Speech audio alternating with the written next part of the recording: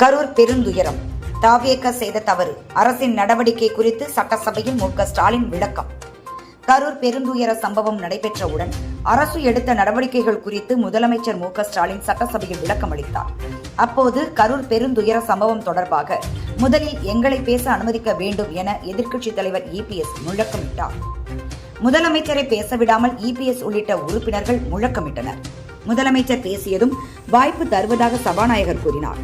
சட்டசபையில் முதலமைச்சர் மு.க. ஸ்டாலின் கூறும்போது, கரூர் சம்பவம் குறித்து அனைத்து கட்சி உறுப்பினர்களும் பேசுவதற்கு முன்பாக விளக்கம் அளிக்க விரும்புவதாக கூறினார். கரூர் பெருந்துயர சம்பவத்தால் பெரும் அதிர்ச்சி, சோகம் ஏற்பட்டதாக கூறினார்.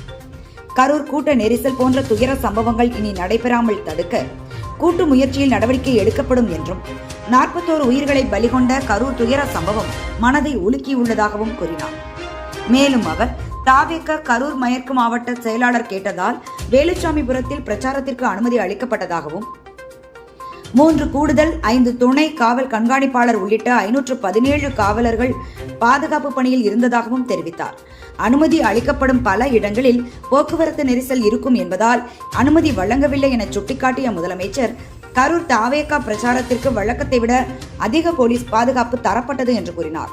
மதியம் 12 மணிக்கு தாவேக தலைவர் கரூர் வருவார் என அறிவிப்பு வந்தும் மக்கள் கூடியதால் 7 மணி நேரம் தாமதம் ஆனதுதான் மக்கள் அதிக அளவில் கூடுவதற்கு காரணம் ஆகிவிட்டது என்று கூறிய முதலமைச்சர், போதிய குடிநீர், உணவு போன்ற எந்த வசதிகளையும் ஏற்பாட்டாளர்கள் செய்யவில்லை என்று குறிப்பிட்டார்.